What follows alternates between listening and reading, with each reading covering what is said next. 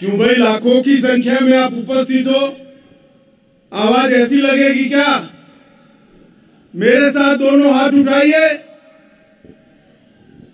उठाइए दोनों हाथ और मुट्ठी भींच कर प्रचंड आवाज से बोलिए, भारत माता की जय! भारत माता की जय! आज यहां पर 13वें त्रिवार्षिक दुलाराई बाथो गोथुम सम्मेलन में आए हुए बाथो धर्म के सभी अनुयायियों को मेरा प्यार भरा नमस्कार, प्रणाम। मेरे लिए ये बहुत हर्ष का विषय है कि आज मैं यहां पर सामूहिक बाथो आरोज में आप सबके लिए, आप सबके साथ हिस्सा भी ले रहा हूं और प्रार्थना भी कर रहा हूं। मित्रों, ये देश अनेक प्रकार के धर्मों से बना हुआ देश है और बाथो धर्म परंपरागत सनातन धर्म के साथ ही पला बड़ा और प्रकृति की उपासना करने वाला बहुत महत्वपूर्ण भारत का हिस्सा है। और आज यहां पर आपके साथ आरोज में उपस्थित होकर और सीजो वृक्ष की पूजा कर कर मैं अपने आप को धन्य मानता हूं। भाई और बहनों,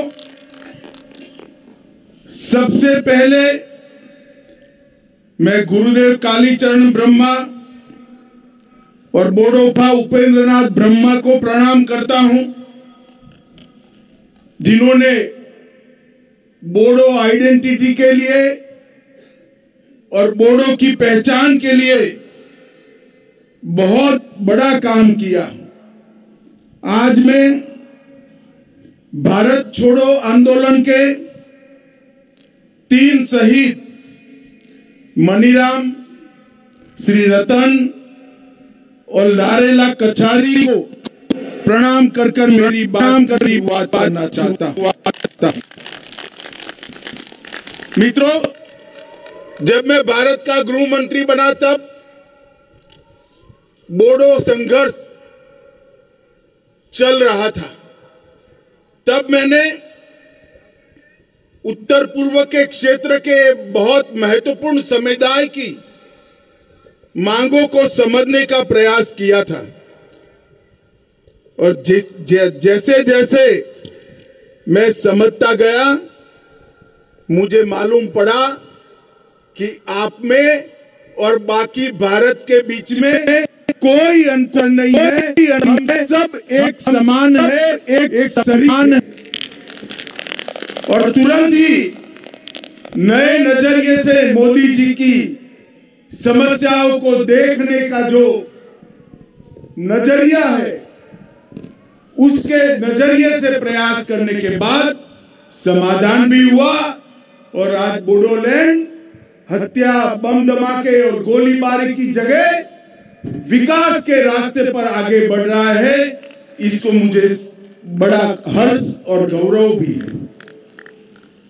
मित्रों, दुलाराई बाथो गोथुम 1962 से गुवाहाटी में जिसकी स्थापना हुई, तब से बोडो समुदाय और बाथो धर्म के लिए काम करने वाला संगठन है। और उन्होंने, ये महासभा ने बाथो धर्म को बोडो समुदाय के मध्य व्यवहारिक और वैज्ञानिक विश्लेषण के साथ जीवन शैली में प्रतिबिंबित कर रखने का काम किया है। और आज मैं हेमंत बिस्वा शर्मा जी को, हमारे मुख्यमंत्री जी को बहुत बहुत बधाई देना चाहता हूं कि माघ महीने के द्वितीय मंगलवार को बाथो पूजा के लिए आसाम सरकार ने छुट्टी घोषित की है। मित्रों, आज जब मैं यहाँ आया तब बाथो महासभा के आध्यात्मिक दृष्टिकोण यानी धर्म, अहिंसा, शांति, क्षमा और प्रेम के माध्यम से समग्र विश्व की और विशेष कर हमारे उत्तर पूर्व की शांति के लिए मैं आज यहाँ पर प्रार्थना करना चाहता हूँ। मित्रों, आज यहाँ पर विदेश से भी नेपाल, भूटान, बांग्लादेश, हमारे देश में पश्चिम बंगाल, दिल्ली और समग्र आसाम से बाथो भक्त आए हैं। मैं उन सभी को भी बहुत बधाई देना चाहता हूँ। मित्रों, बाथो समुदाय जो बाथो धर्म का अर्थ जानते हैं वो ही जानते हैं कि बा का अर्थ 5 होता है और थो का अर्थ गहरा होता है। बाथो का मतलब है 5 तत्व के विज्ञान को, उसके गहरे रहस्य को समझने की प्रक्रिया। और बोडो का बाथो धर्म ब्रह्मांड के 5 तत्व, सान मतलब अग्नि, अखा मतलब आकाश, बार मतलब वायु, हा मतलब पृथ्वी और दे मतलब जल, ये 5 तत्वों को एक साथ एकता का संदेश देना, यही बोडो के बाथो धर्म का मूल सिद्धांत है। और बाथो धर्म के दर्शन के अनुसार बोराई बाथो ब्रह्मांड में सर्वव्यापी। मैं आज पूरे बोडोलैंड के सभी निवासियों के लिए और बाथो धर्म के अनुयायियों के लिए बोराई बाथो के सामने आपके मंगल और सुख शांति की प्रार्थना करता हूं कि ये समुदाय, ये धर्म अनेक सालों तक चलता रहे और आगे पर पृथ्वी के हर क्षेत्र में ये फिलसॉफी को हम पहुंचाएं। 5 तत्वों की ये जो फिलसॉफी है, ये प्रकृति की पूजा की फिलसॉफी, और यही फिलसॉफी के आधार पर आज बाथो धर्म का झंडा भी बना है। और मतलब अग्नि से लाल कलर को लिया गया है, अखा से आकाश से नीला कलर लिया गया है, वायु मतलब बार से सफेद लिया गया है, हा मतलब पृथ्वी से पीला लिया गया है, और दे मतलब जल से हरा लिया गया है। आपका ध्वज भी 5 तत्वों की पूजा का संदेश देता है और धर्म भी 5 तत्वों की पूजा का संदेश देता है। और आपके आध्यात्मिक संदेश, बुद्धिज्म के 5 नैतिक संदेश जो है वो भी पूरे देश और दुनिया को मार्गदर्शन करने वाले हैं। पवित्र अनुभूति पर संदेश, पवित्र अभ्यास पर संदेश, प्रेम पर संदेश, सत्य पर संदेश और नफरत के त्याग पर संदेश। ये 5 मूल संदेशों के आधार पर ही बाथो धर्म ने आगे बढ़ा और इतने सालों तक आगे बढ़ाए। सीजो वृक्ष का भी मैंने पूजन किया। मेरे लिए आज बहुत बड़ा दिन है क्योंकि मेरे जीवन में मैंने पहली बार सीजो वृक्ष का पूजन किया। और आज आप सबकी ये भावना के साथ सम्मिलित होकर मैं बहुत प्रसन्न हूं। मित्रों, ये पवित्र वेदी का भी पूजन किया जो जन्म, पीड़ा, विवाह, सुख शांति और मृत्यु के बंधनों के रूप में इसका पूजन करते हैं। तो मेरे लिए आज बहुत बड़ा दिन है कि आपके साथ इस सार्वजनिक प्रार्थना सभा में मैं यहाँ पर आया हूँ और बाथो धर्म के मेरे गौरवशाली भाइयों बहनों के साथ खड़ा हूँ। मित्रों, जैसे हेमंत जी ने बताया, भारत सरकार और आसाम सरकार सभी धर्म को मजबूती देने के लिए कटिबद्ध है। मैं आज यहाँ आया हूं तब जरूर कहना चाहूंगा कि आप बाथो धर्म की गहराइयों को जानिए, आपकी परंपराओं का अनुसरण करिए और सालों सालों तक मजबूती से बाथो धर्म को आगे ले जाने का प्रयास करिए।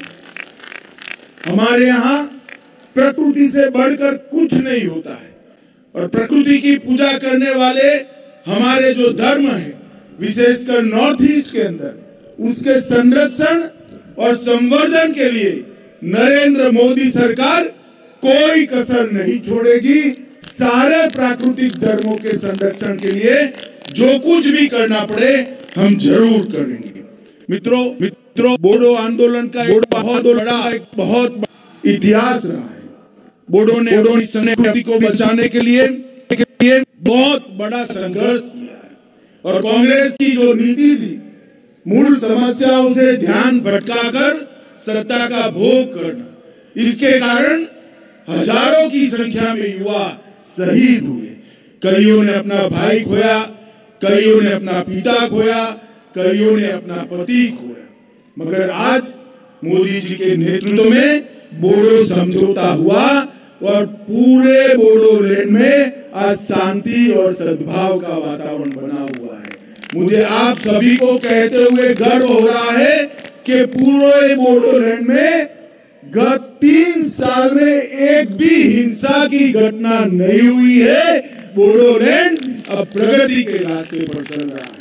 मित्रों, विकास की यहाँ पर एक नई गाथा शुरू हुई है और मैं आज आपको बताने आया हूँ कि पूरे पूर्वोत्तर के अंदर विकास को आगे ले जाने का और शांति की स्थापना करने का नरेंद्र मोदी जी का मिशन आज सफल हो चुका है। आप पूरे पूर्वोत्तर में, नॉर्थ ईस्ट में देखें तो हिंसक घटनाओं में 73% की कमी हुई है। सुरक्षा बलों के मृत्यु में 71% की कमी हुई है और नागरिकों के मृत्यु में 86% की कमी हो चुकी है। ये 9 वर्षों में शांति समझौते किए हैं और करीब 9,000 युवाओं ने हथियार छोड़कर मेन स्ट्रीम में आने का पसंद किया है।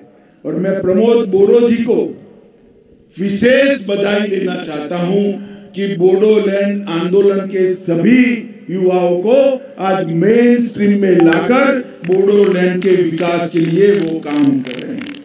मैं आज आप सभी को बताना चाहता हूं कि हमने जो 27 जनवरी 2020 को समझौता किया, इसके कारण 1615 युवा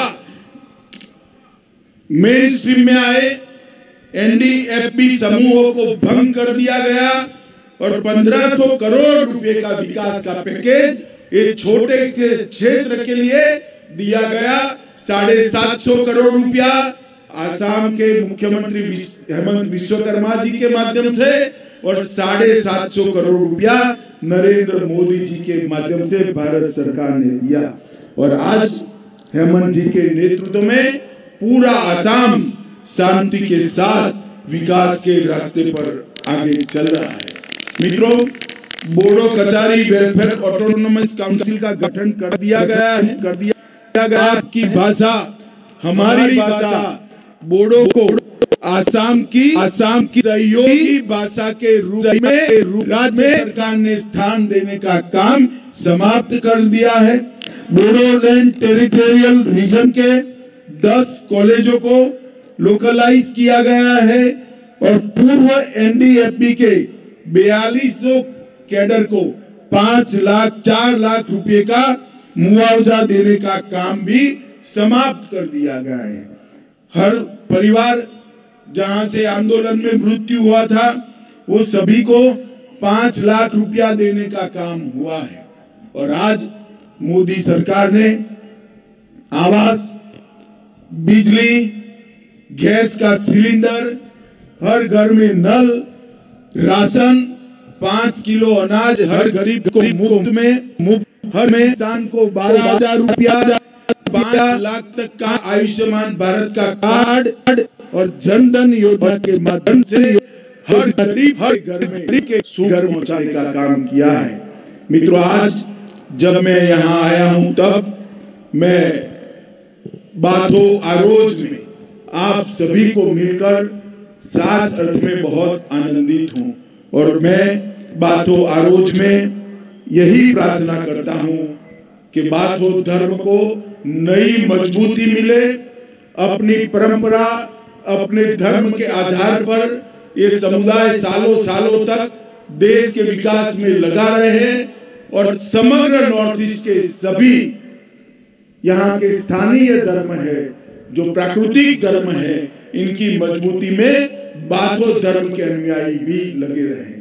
आज मैं जब हेलीकॉप्टर से आता था तब उतर रहा था तब लाखों की संख्या में बाथो अनुयायियों को देखकर मन में बहुत हर्ष और आनंद का भाव आता है। कितने सारे लोग अपनी परंपरा का गौरव करने के लिए आज यहाँ आए।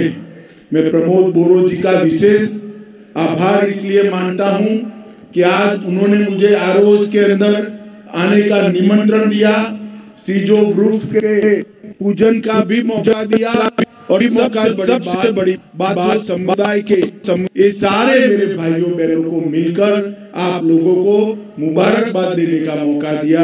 इसलिए मैं प्रमोद जी का धन्यवाद कर आप सभी को शुभकामनाएं देकर मेरी बात को समाप्त करता हूँ। वंदे मातरम। भारत माता की जय।